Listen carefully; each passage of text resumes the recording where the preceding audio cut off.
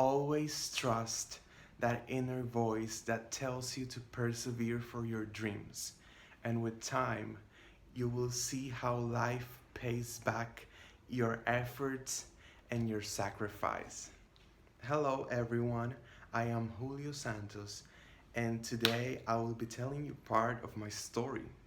This is a story of when I migrated to the United States of America, and it is mainly focused on the high school environment. It was just a few years ago, but sometimes the memories seem so fresh that I almost can grasp them. I remember being in the hallways, and the hallways were packed with students, with teenagers who seemed to know where to go except for me. I was kind of lost in this unknown place, but I was excited at the same time. In order to be able to study in the United States, I needed to bring a record of grades from my previous country. My mother made the request, and in a few weeks, they sent us the record. However, there was a problem with my grades. They were incomplete. It was not the fault of my previous institution.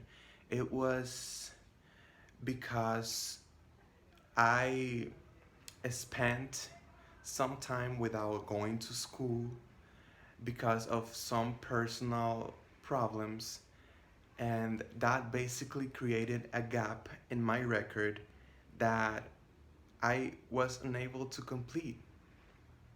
After noticing the problem with my grades, my counselor told me two things. One was that I will be audited for the rest of the year, which meant that I will not receive credit for my work. And number two was that sadly I will need to repeat my 10th grade of high school. I was I was astonished. I was speechless. I could not believe that my months of work will go to the trash. And I remember that my mother, she encouraged me that everything will be okay and that this will be the perfect opportunity to get accustomed to the system, to the high school, to this new routine, to this new people. Then the next day, I went back to school, to my counselor's office, and she gave me my schedule. I began to meet people from all over the world, uh, especially from other Hispanic countries, and we began to share our stories, our cultures, and it was a fantastic experience getting to know new people. Many of my friends were audited like me, but contrary to me, they would not need to repeat a school year as I needed to. It was really surprising for me because I thought that there there will be more people in my shoes, but truly there was not. There was no one repeating the year as I was.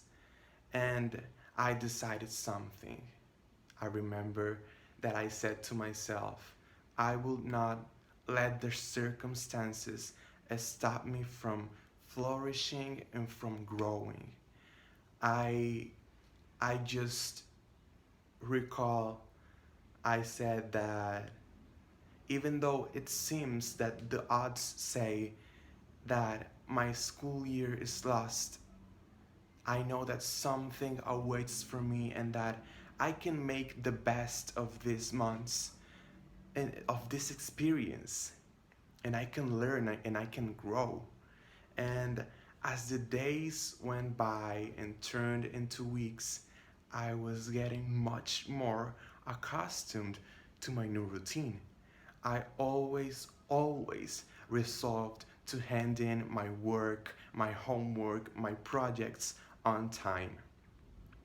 And seriously, the words audit and the words inactivity and the words laziness were not in my vocabulary. Uh, I was unable to give up on this year. However, there was a bad part of the story. I remember many classmates telling me like, do not take this too seriously. This is a waste of your time. Why are you doing this if you will not receive credit for your work? And they just kept mentioning, being rude, how that my work was being worthless at the end of the day. But even though it was hard and tough for me to accept, I decided to ignore those comments. I knew that year will not be a waste. There was something bigger waiting for me out there. As an immigrant from a Spanish speaking country, I was assigned to take English classes, but English as a second language, which is also called ESL, and it is a program for bilingual students. And I remember that as my counselor saw my responsibility and my enthusiasm, she began to place me in higher level ESL classes. I was indeed growing, I was improving, and the people around me were noticing it. And the classes, even though the classes were getting harder and harder and more complicated, I continued to hand in all my work on time. I continued being responsible and I continued focused on this year. There was a constant voice, and I repeated, there was a constant voice telling me today's sacrifice will be a blessing for tomorrow. And it was constantly in my head. It was keep working, keep working, keep working.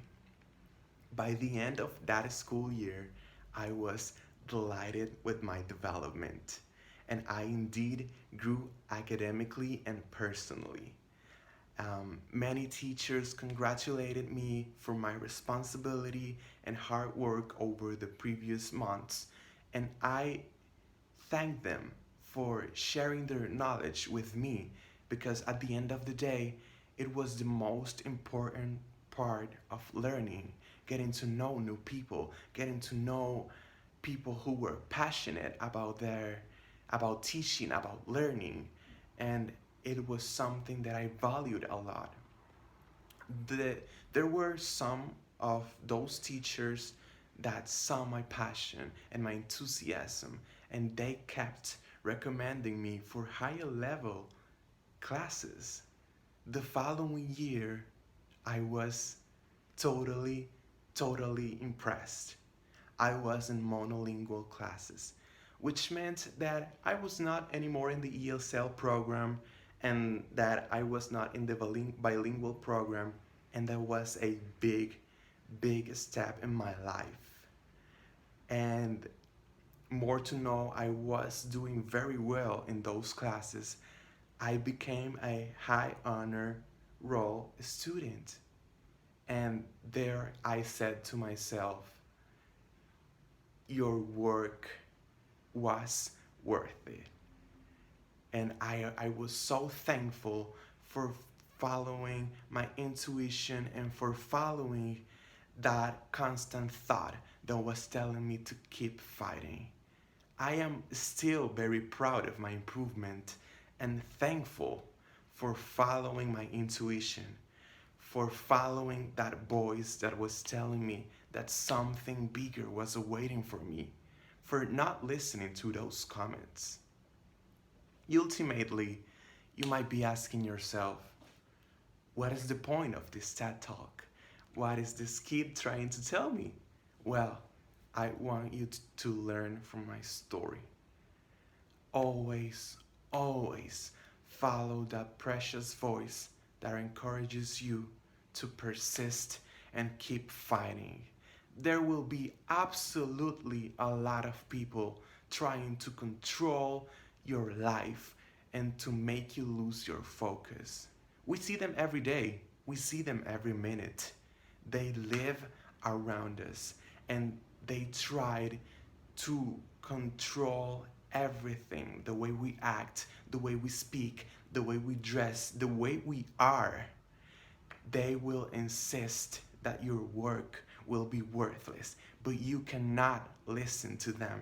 You always have to listen to your voice. And there will be more people, as many as of my friends, that will tell you that it is not worthy to keep fighting while you will not receive credit. And this, my story, you will not only see it in the high school environment, you will see it in your everyday life. You have to remain constant, consistent, and work hard for your dreams as I did. No one who followed the crowd can say, I am a revolutionary, I made history. No one. Always follow that precious voice that tells you to persevere for your dreams. And some days you will feel weird. Some days you will feel that people will see you differently, that people will think you are crazy. But you can make history today. And as I said, no one who followed the crowd can say I am a revolutionary and I brought difference to the world. You might be called crazy some days, but never let those comments stop you. Please. There's beauty in the craziness. There's beauty in being different. There's beauty in following your intuition. There's beauty in you. And always, always follow that inner voice that tells you to persevere for your dreams. And with time, you will see how life pays back your efforts and sacrifice. Thank you so much for your time. I appreciate sharing my story with the world, and I hope it touches someone out there. Thank you so much.